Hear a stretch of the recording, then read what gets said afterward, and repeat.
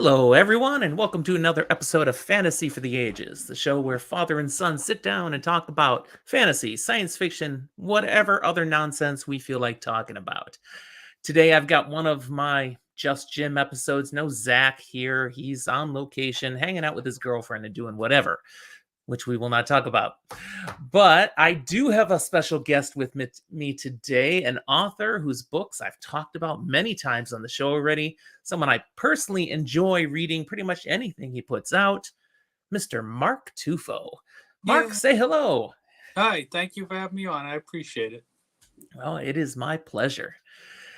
And, when we go into some things that we're going to talk about here, I'll give a chance for people to get to know you, but I would like to know just right off the bat if after they hear all the brilliant things you're going to say today and Brilliant. they want to talk to you more, how can people find you? Where are you available anywhere out there?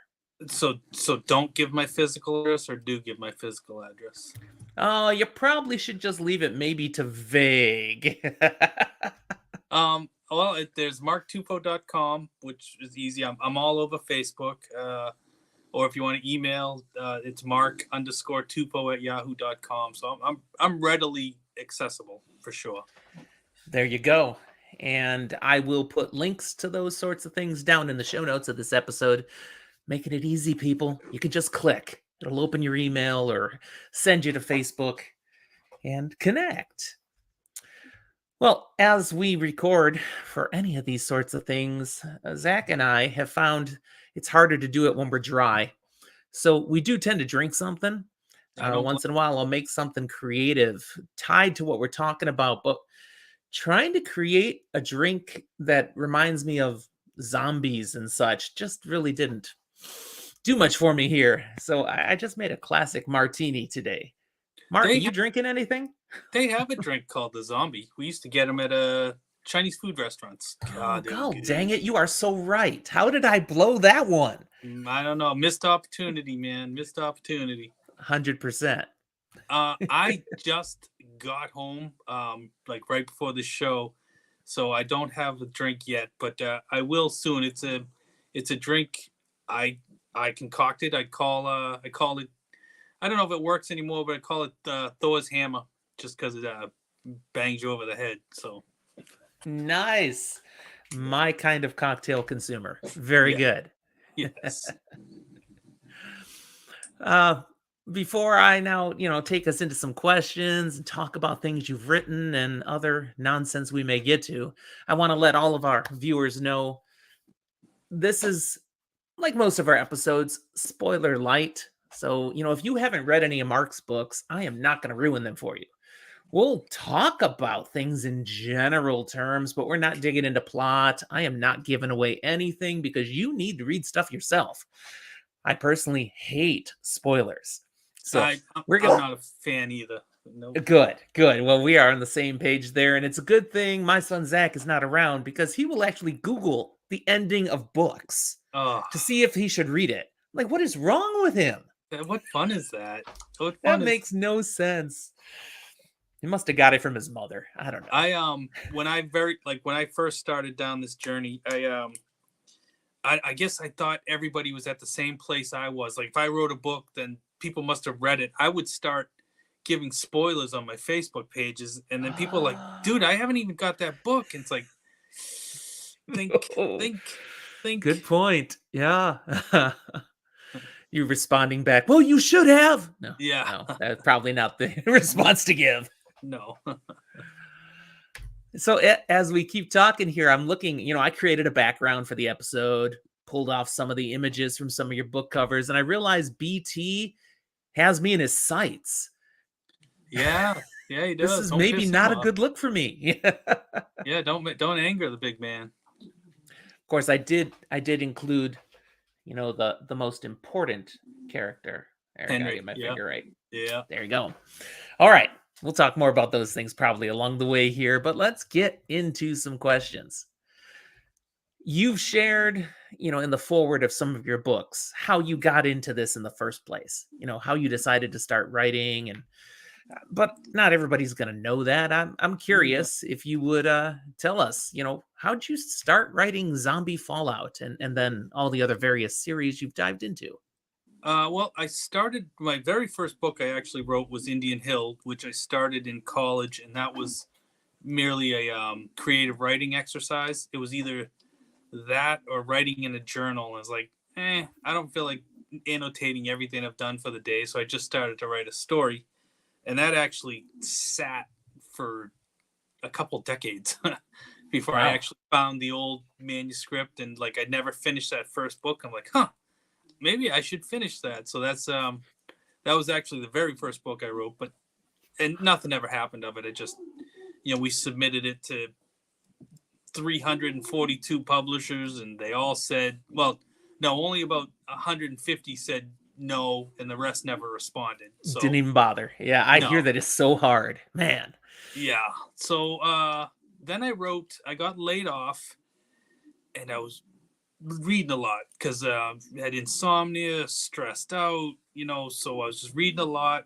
And then I just happened to start reading a lot of zombie literature, fiction, and I was like, huh, this is fun, and I would go through mental exercises like, what would I do if the zombie apocalypse started today?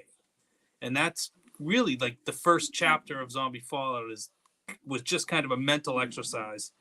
And then and originally it was only supposed to be one book. I was going to do just one book and call it a day, touchdown, sorry, and be done with it. And then then it was like I finished the first book. I'm like, no, this is a trilogy. This is definitely a trilogy.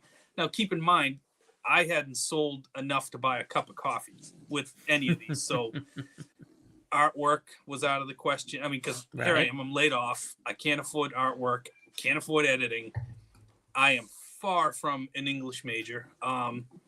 So they sat. They didn't really do much, and the few people that bought them, I got some horrendous reviews about editing and that kind of stuff. And at one point, I literally did. At one point, I went downstairs to my wife's office at the time, and I was like, I'm done. We're not making 38 cents, and I'm catching a rash of crap from anybody that buys these. I had walked upstairs, so I was 2 floors up from her where I worked, Hmm. and geez, this was this AOL? Yep. I walk upstairs and I got a ding that I got an email. No That lie, that shows the time. I, AOL. Yeah. I, I couldn't even make this up. I open up the email and it's from some random dude, Rich Baker, by the way, but I didn't know him then, and he's like, "Dude, don't listen to the haters. You maybe your books aren't the most refined, but they're fun, they're entertaining, they grab you." And I was like, whoa. If he was 20 minutes later, I would have taken down my books. I would have been like, screw it, this is ridiculous. I'm never gonna do this again. But weird, man. I mean, and that just changed literally the entire trajectory of my life. I went from Right. working in an office, Cube City, to working from home. So and doing this, which is just surreal still. Many Well, I'm moons later. glad that I'm glad that email came in at the right time because Yeah, yeah. Rich nailed it. to imagine you didn't write anything else, I'd be missing out. A lot of people would be missing out. So entertaining. I didn't read your books before you had a chance to start working with editors, refining things a little bit. I mean, I know you have that ability now, but nevertheless, from the first chapter, I'm like, this is great. Yeah, I mean, and what the beauty of the first chapter to me is, if you like that, you're in for the ride. If the first chapter is not your cup of tea, it doesn't get any better. That's how it's going to be for 20 books. Come in for the ride, or good luck. I feel free to go read whatever you enjoy. So There you go. I would double down. That sounds very accurate to me. The flavor of Mike Talbot and the way he interacts with the world, his family, it's all right there. It's yeah, gonna be this as I mean, he grows as a character, but in some ways he never grows because he yeah. is who he is. He's authentic. There's no bait and switch here. What you see is what you get. Absolutely. And well, I liked what I got, so I kept Thank into it. I have recommended your books, especially, I am also a big zombie apocalypse fan, but yours aren't necessarily what people think of when they do zombie apocalypse, because they have a different flavor, a different humor, and a different excuse me, different genuineness of the relationships between the characters and just how relatable they are. They're just regular people thrown into and now this mess. that what actually took some thought because don't get me wrong, I love zombie literature too, but the traditional trope, I'm not going to try to use too many air quotes, is Joe, I don't want to say redneck, Joe Muscle, whatever. He's got a giant pickup truck. He's got an armada of weapons, women hanging off the truck and hanging off. I mean, that was kind of the typical, at least back in the day, zombie fiction. And, nothing could stop this guy. He's running over people with spiked tires.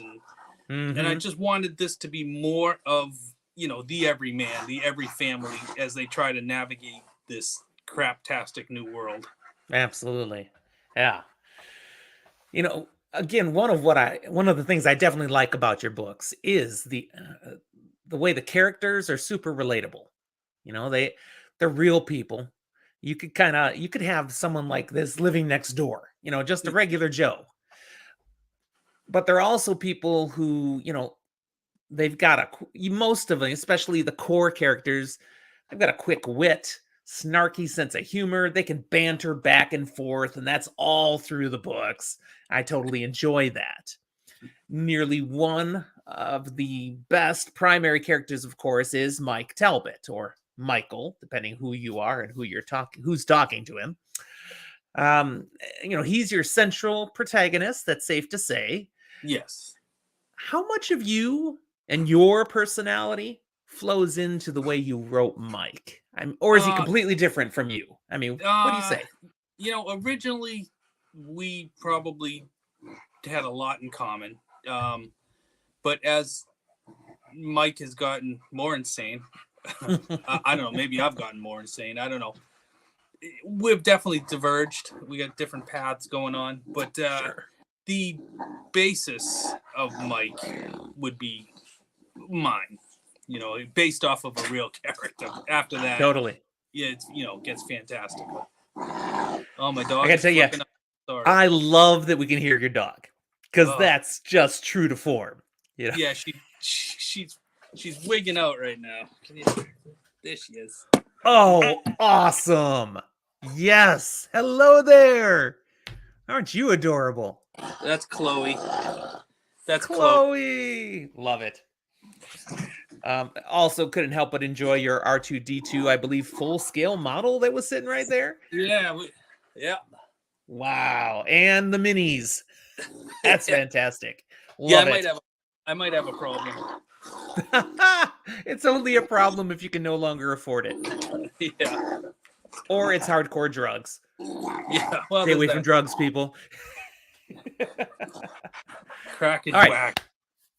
Many authors do like to follow the maxim, write what you know. Now, you're writing about zombie apocalypse. You're writing about other things. Alien invasion, lichens and demons and stuff. You've got all sorts of stuff. So in what way is it true for your books that you're writing what you know? I'm writing what I like to write. Those are books I like to read, so I like to write them. Like that was like Max Brooks. I don't know where I was traveling to, but he did that. I'm gonna mess it up, but he just wrote a Bigfoot series, a book, and I bought that yet. I bought that at the airport, and I was like, man, this is awesome.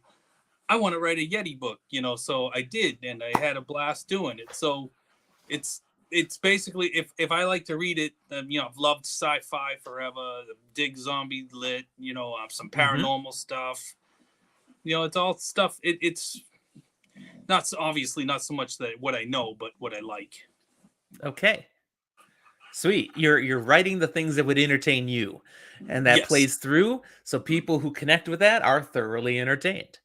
And Makes that's sense. that's the question I've had on Zombie Fallout is how long, how many books is going to be in the series? I mean, initially I was going to do one book, and now my standard answer is if I'm still having fun writing it and you're still having fun reading it, we'll see. That's a perfect answer. I mean, I'm current on your Zombie Fallout series. I got to that one point where it kind of ends, and I'm like, well, okay, all good things come to an end. And then loved how you brilliantly found a way to tell more zombie Fallout stories. It was great. It was great. I apparently have issues with ending stories too. So just so people know. All right. Something different from the books you've written. You said you love to read. You've read a lot of things. Do you have any go-to authors? Ones that you always enjoy, whatever they've written. I'm always gonna be a Stephen King fan just because of Nice. I've loved him. I mean, it was something my dad and I used to bond over. He'd buy the book, and would literally my brother, my dad, myself would pass that book around and would talk about it. So that was always fun.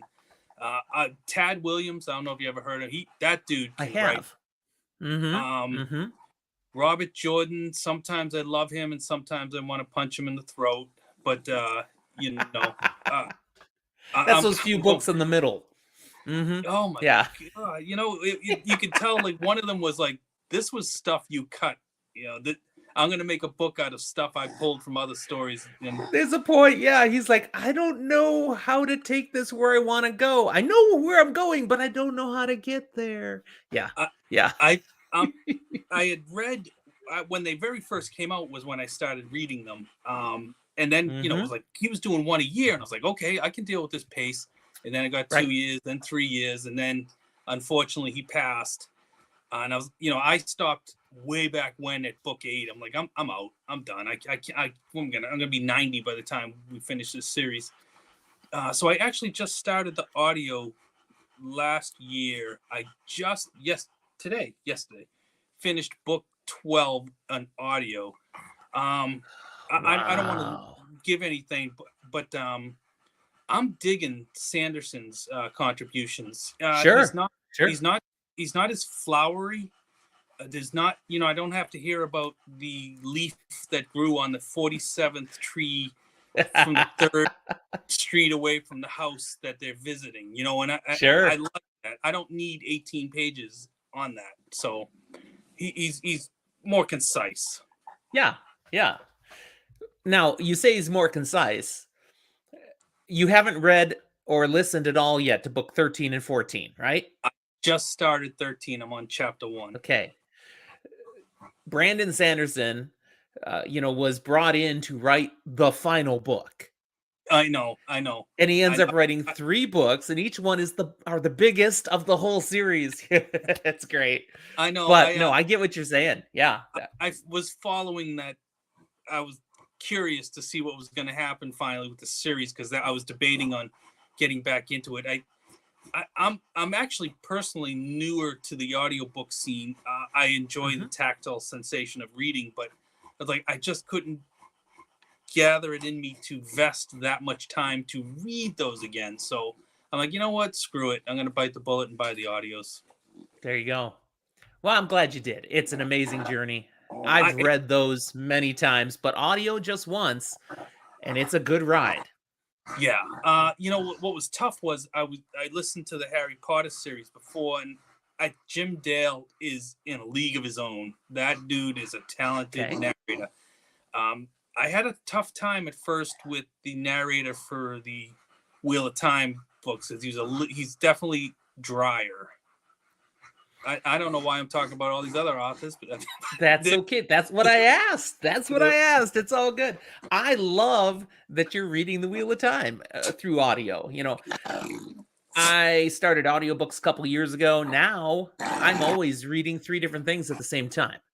One in physical, like right now I just have, I don't know if you're a fan of Brent Weeks. All right. Night Angel series. Okay. He did a trilogy a while ago. This brand new one, Nemesis, is book 4, just came out. Really good. Really good. I got to start looking for something because I'm getting towards the end of this series. So there you go. Well, the Night Angel trilogy is pretty decent stuff.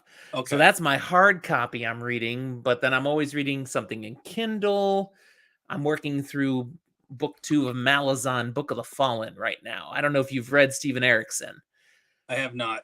That I stuff will beat you up. It's huge. Massive tomes. Nice. And then I'm listening to something on Audible at the same time. So I'm now working through the trilogy, the Wayward Pines trilogy by Oh, have you Blake heard about? Crouch.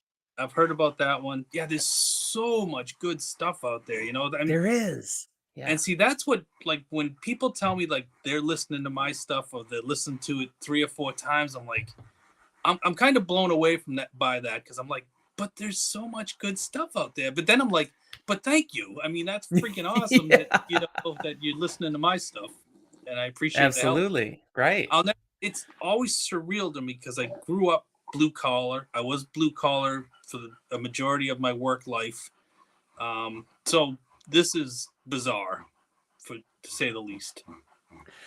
I admit I'm thankful that we still have a society where people can honor and appreciate literature enough that some people can actually make a living on it.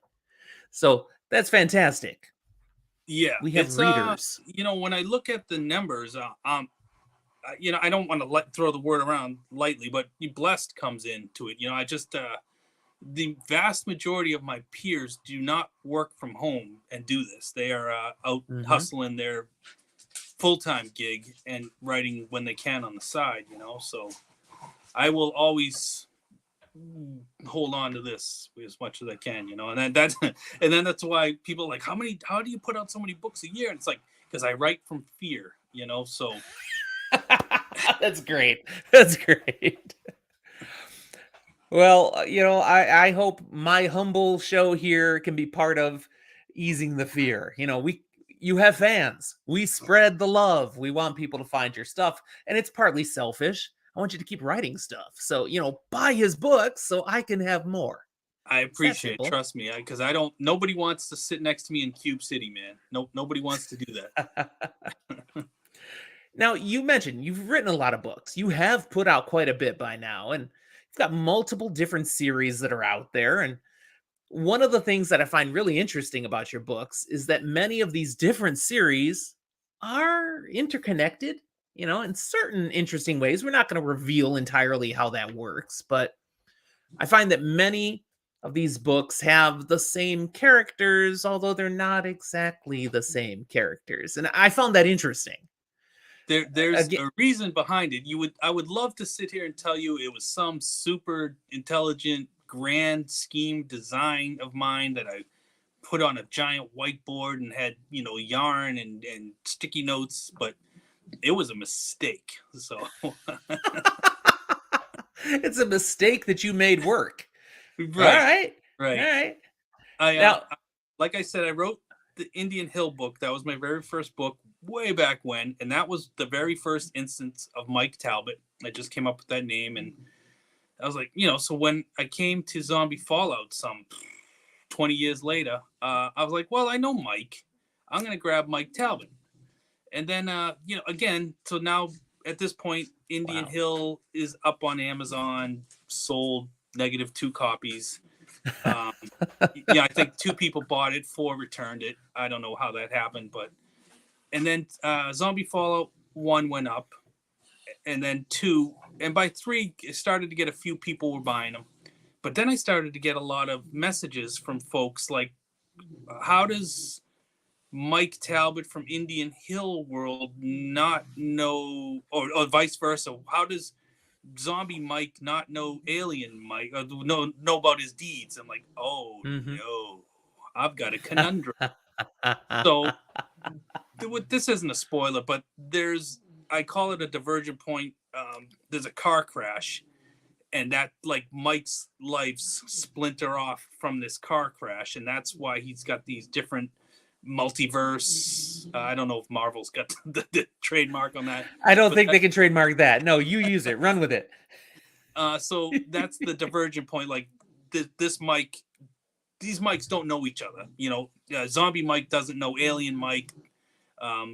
So that was the play I did, and I was like, and then people loved it. So like, you know what? I'm gonna friggin' run with it. So that's what I've been doing now for a few moons. There you go. And yet, they don't know each other. These are different, I don't know, multiverse, parallel universes, whatever. And then there's this character named Trip, which is a fantastic name, by the way. Trip. Yeah, it works. And again, I'm not going to go into spoilers. I'm just going to say Trip is one of my favorite characters, the things you've done with him. But the question I do have is, did you have any inspirations in mind when you came up with Trip? He's kind of an amalgamation. I've led a colorful youth, and he's an amalgamation of people I have known throughout the years, and maybe Trip. I probably have a piece of myself in Trip, to not that point, but it's funny. I enjoy the hell out of writing that character because I can pretty much do whatever I want, like anything come out of his mouth, and like Yep. Trip. And the very first time that character came out, I sent the manuscript off to a beta reader, and her advice was get rid of Trip. And I was like, you're wrong. I know you're wrong. You're fired. Yeah. So Trip quickly became a fan favorite. So Trip just kind of stumbles along, breaking the fourth wall all the time, and who cares? Because it's Trip. Yeah, it's Trip. It's hilarious. When I think of Trip, I think of, and I can't remember the name now, but that character, you're of a generation, you'll get this. There's a character on Taxi back on the day. Oh, Jim. Yeah. Jim he used to be this sharp scientist, and then drugs, and now you've got Yeah. Trip. Yeah, I agree. That would be a good basis for him. Nice. But now everyone's gonna hear, well, this was you in your youth. Okay, not exactly, but there's some truth to that. Oh, goodness. Now, you once said, I found this online, that your favorite character in the zombie Fallout series is Henry. Oh, God. Is that still true? Because you've gone a lot farther from the time when you wrote that quote. Well, Henry was real. Unfortunately, he passed a couple years ago. God, I love that dog. Obviously, it might be more sentimental. Probably BT might be like, I wish BT was my best friend for sure. Nice. Yeah. So he is probably BT or Trip or even Drababon. I don't know. I'm trying to go by how Sean Runette pronounced his name, because we had an issue there because I had it different in my head than what Sean does. So when I say it, people are like, that's not his name. I was like, oh, it is. But Sean screwed that up. Oh, one of his only minor errors. He's an excellent audio narrator. Wow. He's incredible. There's another one. There's a funny one, and this one's my fault. There's a character somewhere in the zombie Fallout universe, Winke. His name, I had it in my head. This guy's name is Wink. That's not a common name, but I had the E at the end. So freaking Sean pronounced it Winky, and I kind of die a little bit inside every time his name came up. So and you can't let that go now. There it is. Winky. Winky. It's Winky. But that's my fault. I didn't tell him, so how did he know? He went with what he knew. There you go. Yeah. He channels you well. When we're listening to him, we're hearing your thoughts on the page, and it flows so nicely. Even when he's reading your forward, where you're sharing stuff forward or epilogue or wherever it is where you're sharing your personal stuff, we hear your voice well coming through him. Without the accent. No lie, he is more Mike than I am. I've met and hung out with Sean a couple times. The man is hilarious at zero filter. If the thoughts in his head, it is just as quickly out his mouth. He has no fear. That is Mike Talbot. You're right. The gods that could be that picked him to do this book just they created Sean to do the voice acting for this book. It was just nuts. And again, I can't take any credit for it. It was a friggin' mistake. So I mean, there's my brain processing power for you. I lucked into it. Beautiful mistake. There you go. Yes. So I found the Zombie Fallout series first of the things that you've written. And again, thrilled that there's still more coming out. I'm waiting for the next one. I'm reading tons of other things while I wait. I'm not just sitting here twiddling my thumbs. But when it comes out, I'm there. Thank you. How would you describe the Zombie Fallout series to someone who's never heard of them? Ooh. Briefly. Yeah. God, it's like blurbs. I would rather write a full-length novel than give the publisher a friggin' one-sentence blurb. I don't know how you could possibly take anything and boy. Okay, I'm sorry, I rambled. I ranted. Every time I do a blurb, I lose my crap. I guess I'll go back to what I said earlier. I'm just going to regurgitate. It's a regular-ish family navigating through an apocalypse, as best they can. It's almost more of what a family's going to do and the zombies are almost secondary, so I think I danced around it a little bit, but you get the gist. That's perfect. Of course, along the way, there's so much more to be revealed, but they got to read that stuff. See, that's the problem with the blurb. Like, you miss all this stuff. I will just throw one word in here that's delightful, but again, they have no context, so they won't know what I mean. Pop-Tarts. Man, Pop-Tarts. Yeah.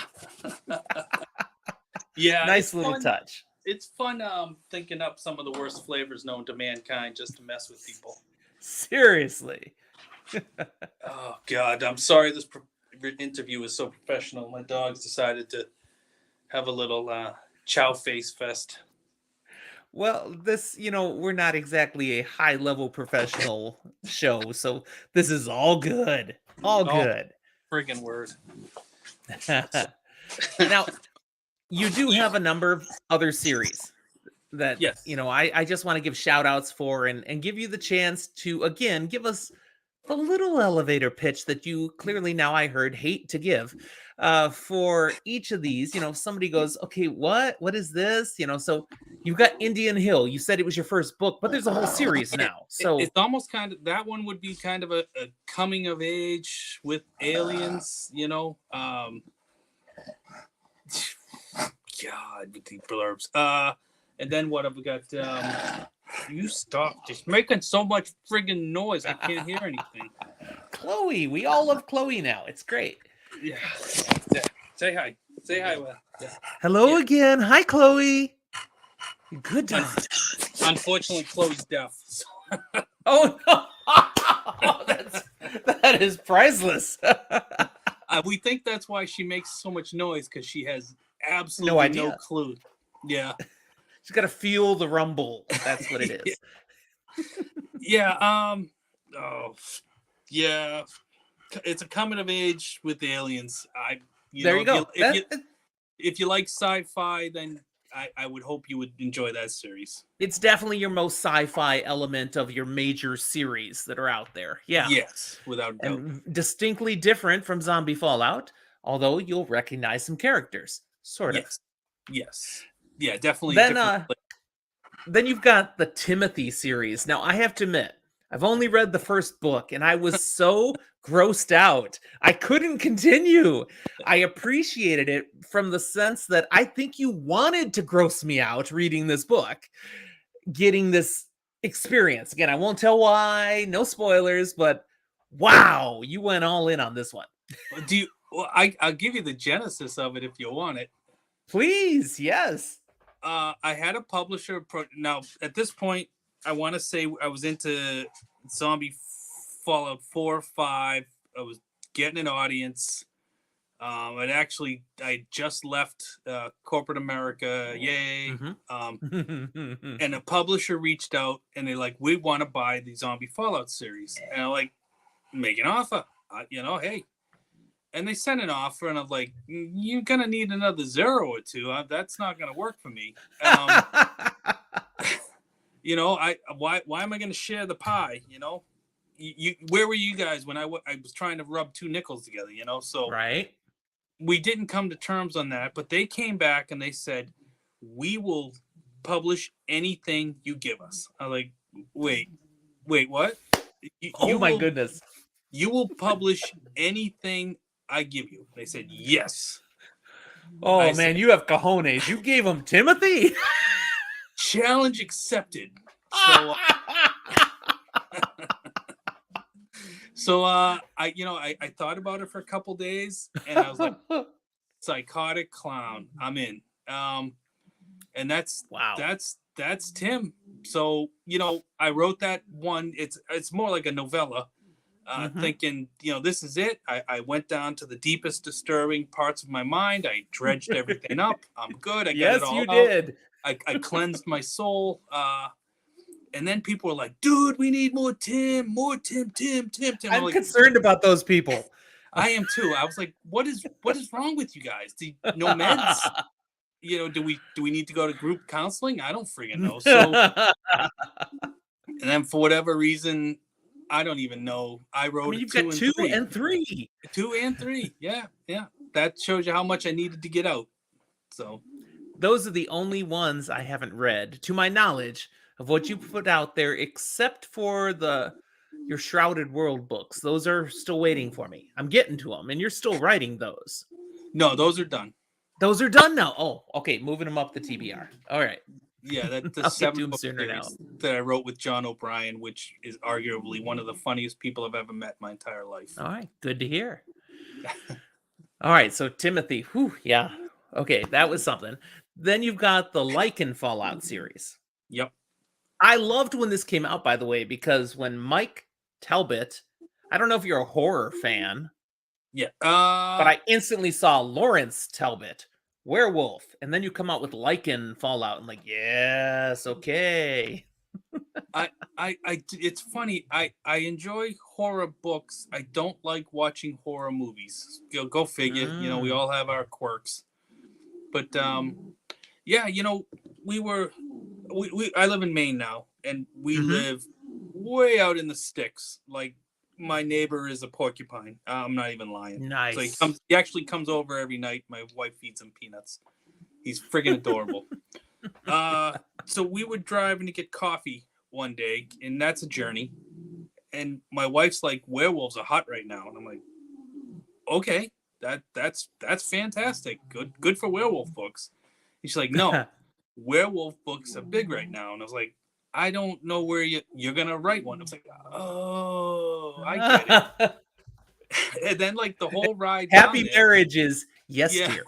Yeah. So the whole ride down to get the coffee, it started percolating. You know, she knew what to do. She clicked that first domino, and then the train just went running. And that's where I came with the concept. I won't give any of it up, but that's how I got there. Okay. Those were very entertaining.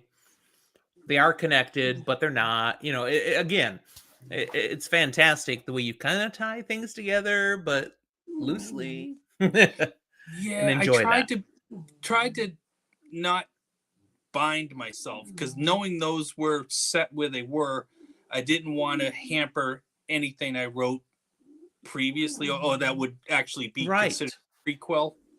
Right. Prequel. No, that's smart. Yeah, totally. Okay, now let's talk about the Book of Riley. That's the most recent stuff I've read of yours. Listen to them on Audible. Delightful. These were so entertaining. What inspired you, other than your love for dogs? What inspired you to write these? Or is that the only thing that inspired you to write these? No. So I had I have a friend, Armand Rosamilia, asked. He was putting an anthology of books together. So the first Riley was actually, I think I want to say a 10,000 or 8,000 word short.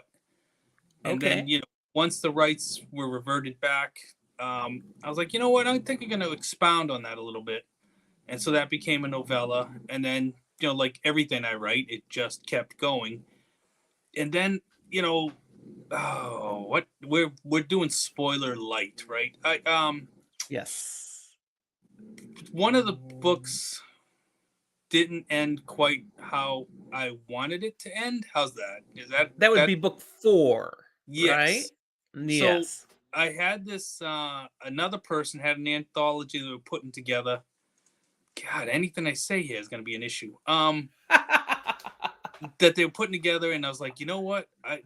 That's a perfect fit for me. So that was that was how Riley 5 came about. I was glad for Riley 5 because I As agree. was Riley 4, I'm like, I don't know what the oh.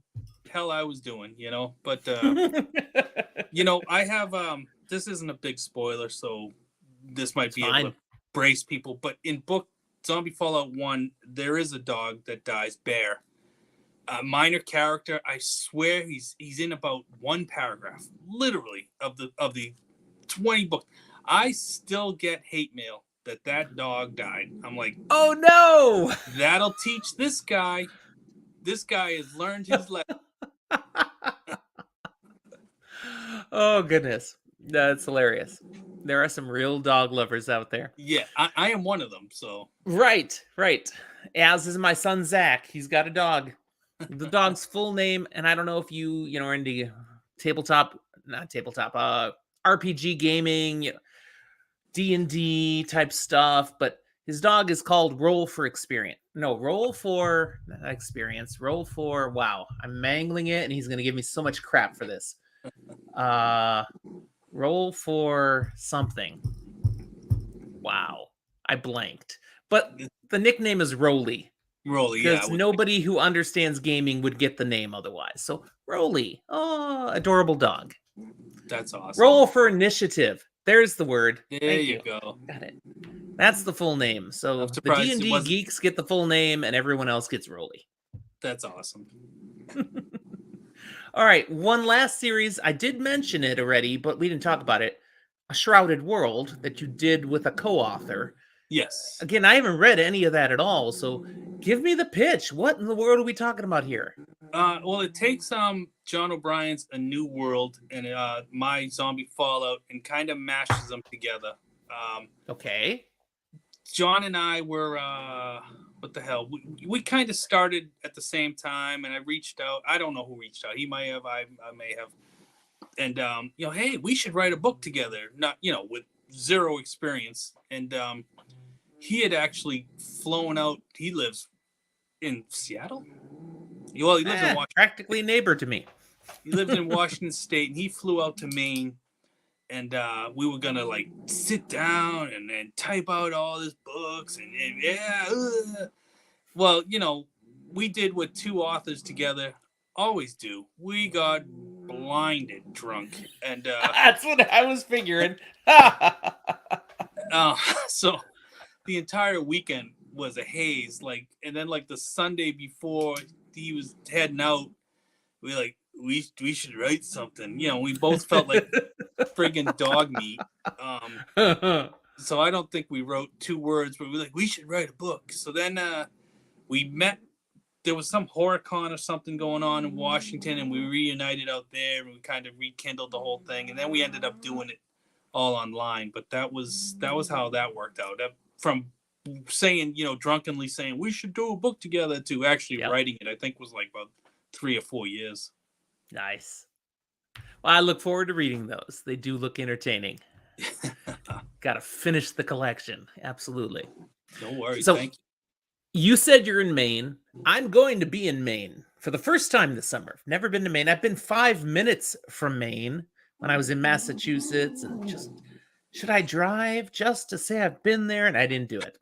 I don't. But I've got a conference in Portland, Maine this summer.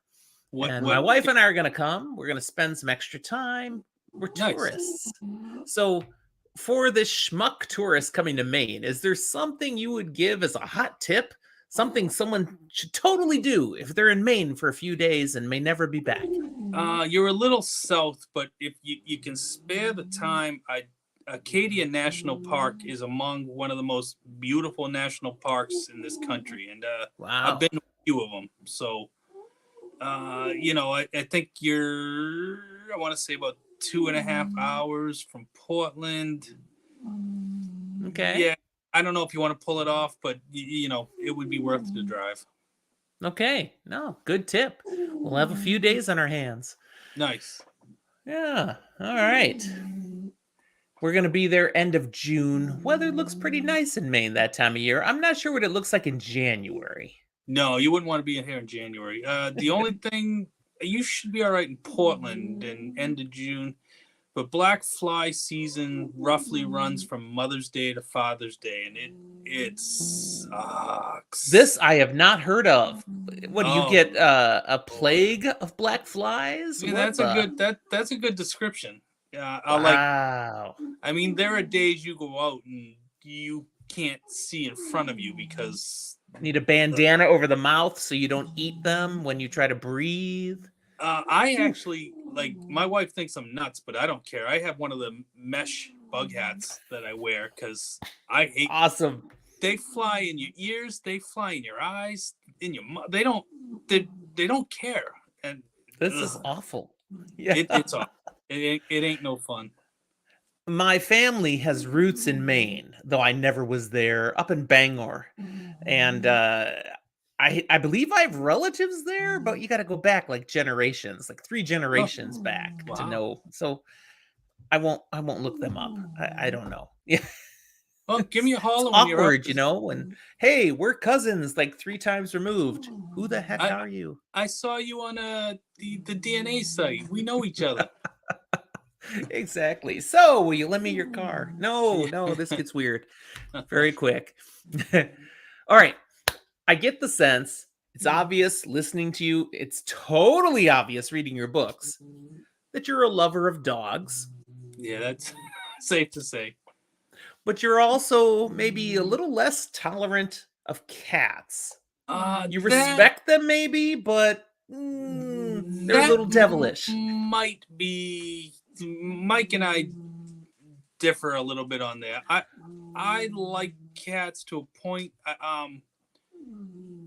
We actually had a cat. She was a wonderful little thing, little runt. She lived to 22, I think. I mean, Wow. so yeah, Patches. So we had her for quite a bit.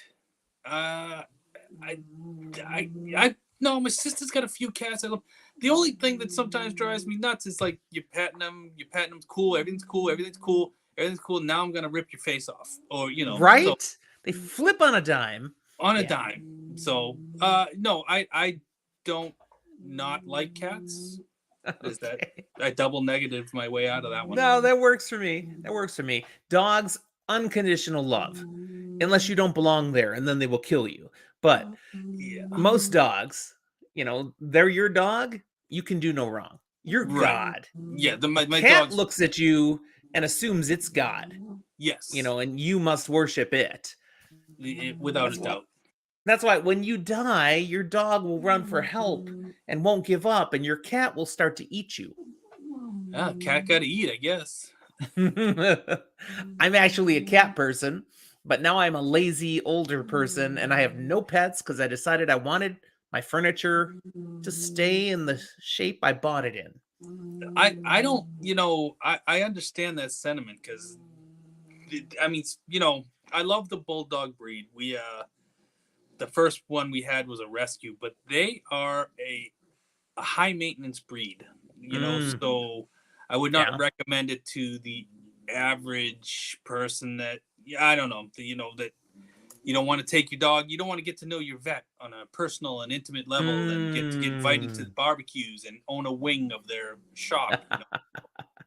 Well, it's like my son with his dog Rolly.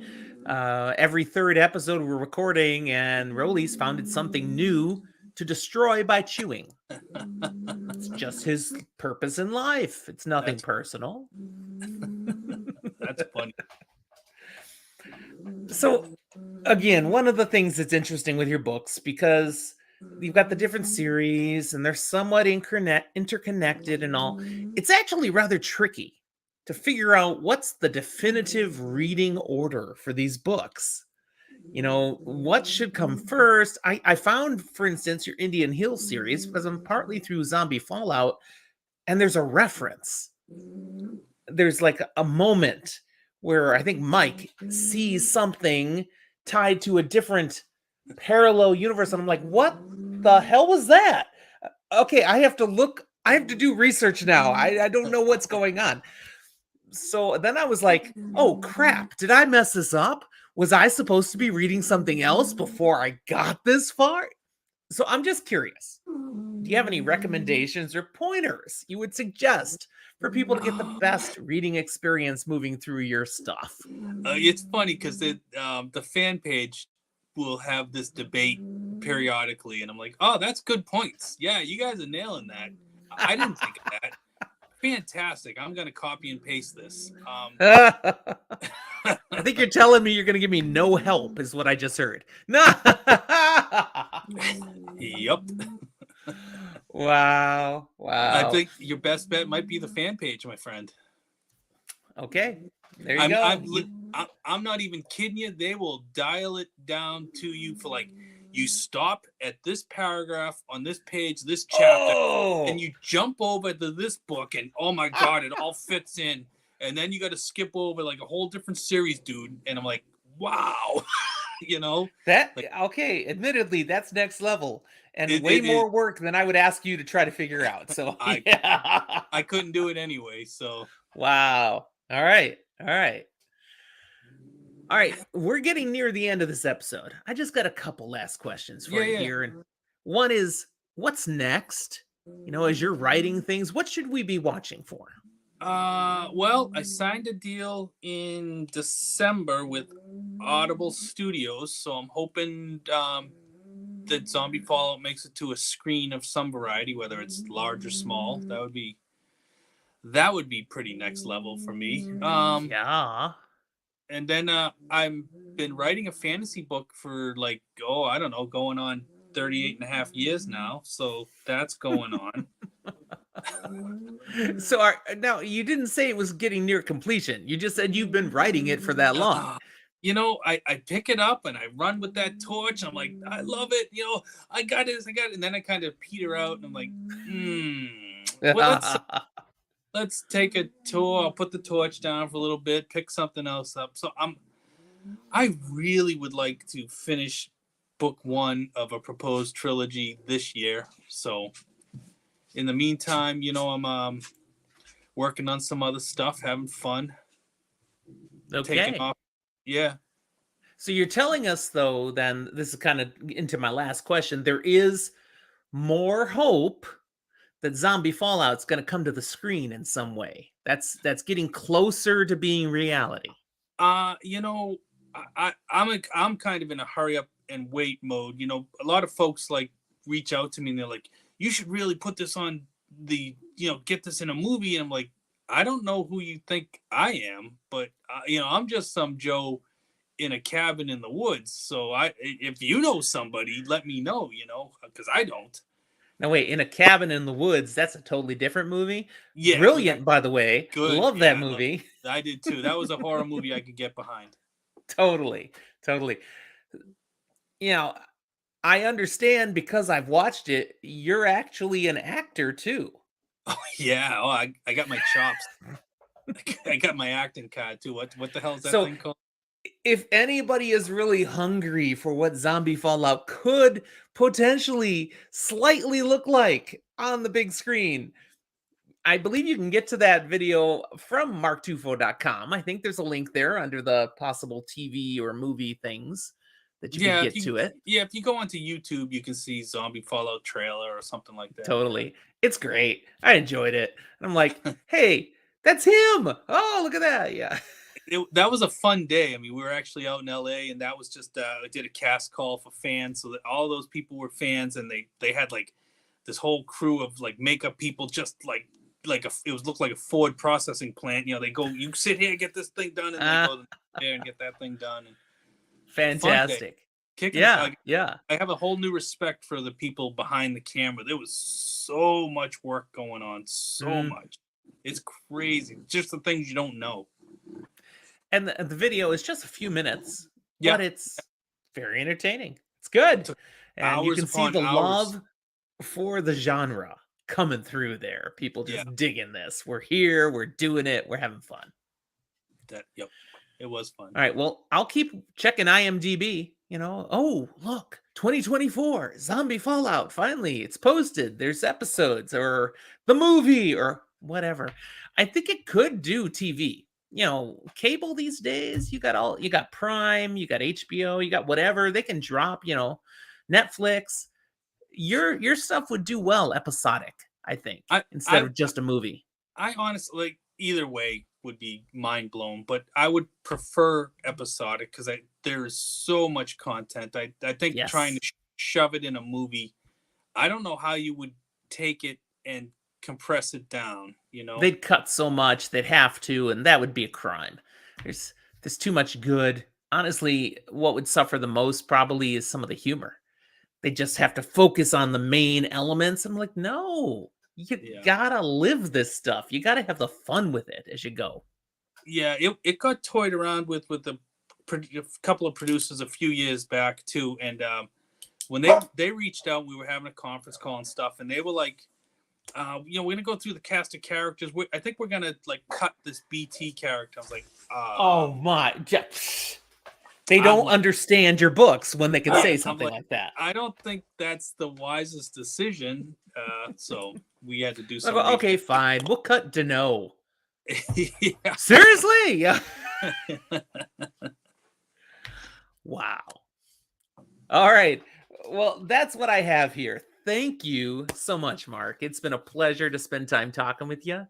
I appreciate you having me on. Thank you very much. Oh, totally. And getting a feel for, your love for what you do and your interest in the fan base. I hear that coming through too. You appreciate all the people who are following your stuff, eager for the next content.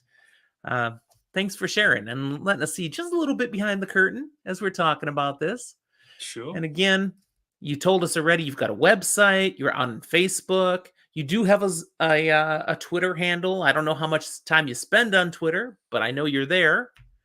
Yeah, God, social media, it's a whole other job. It's not one of perfected, but that's by any stretch. I had no need for Twitter until I started doing the show.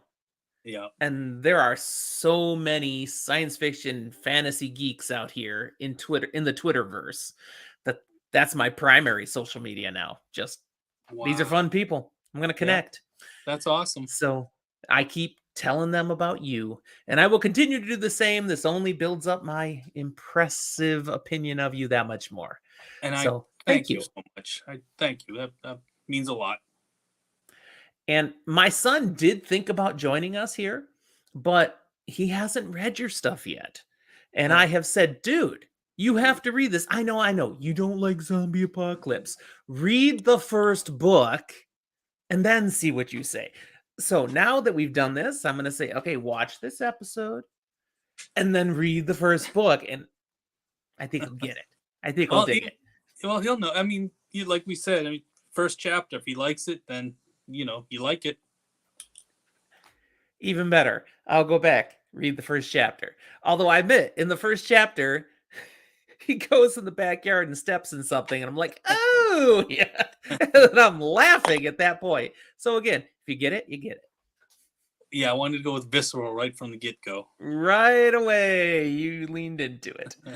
Or stepped into it, whatever we want to say. All right, I'm going to run my outro here. So we're going to still be on screen, but they get to be reminded now of the various ways, self-marketing here. Here's how they can find us. If they enjoyed this episode, please, people, spread the word. We had 2 new subscribers just today. And I'm just doing this for fun. Zach and I, we just poke around and have a good time. It's a hobby, but when you hit subscribe, it makes the heart warm and fuzzy. So thank you. We do have other ways to connect with us. It's all on there. You might have seen the Patreon page too. So if you're actually one of those strange people that would give away money to people who do stuff for fun, find us on Patreon. We're your kind of people then. All right. Thanks for being here, everyone. Thank you, Mark Tufo, for joining us, and we'll talk to you all next time. Peace.